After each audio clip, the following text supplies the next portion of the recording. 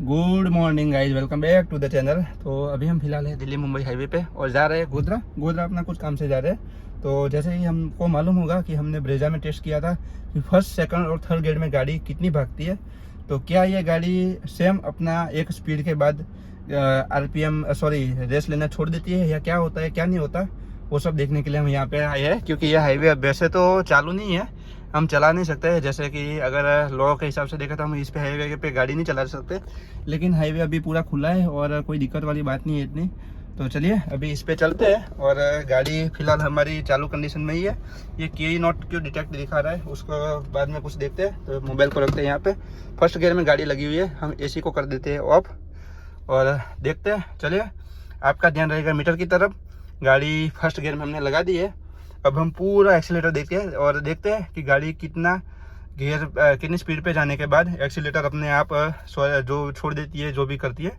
तो देखिए गाइज, अभी गाड़ी फर्स्ट गियर पे लगी है और हम यहाँ से इसको भगाते हैं। ये देखिए, ये हमने रेस दी है। आपका ध्यान पूरा मीटर की तरफ रहेगा। 6000 RPM तक गई, 45 तक गया। फर्स्ट गियर में अपना चेंज कर दिया हमने।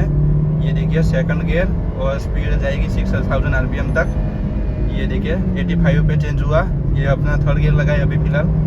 और थर्ड गियर देखते हैं कितने तक ज़्यादा, 120 प्लस जाएगा आई थिंक। और 6000 के ऊपर गाड़ी नहीं जाती।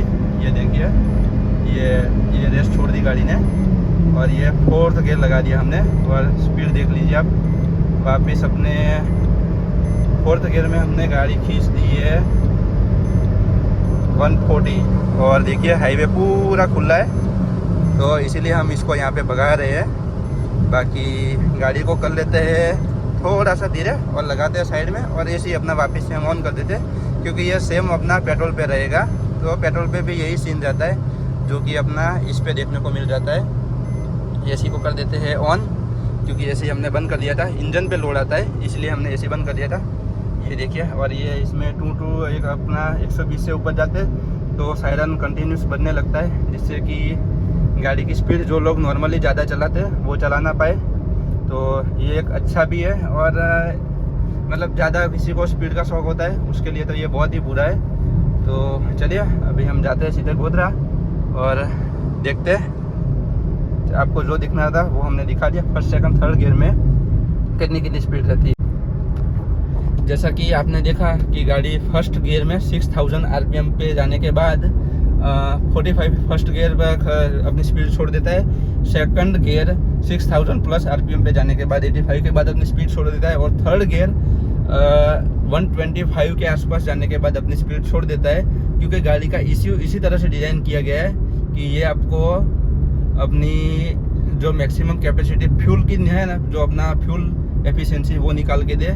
बाकी चलिए अभी यहाँ से बढ़ते हैं गोधरा की तरफ।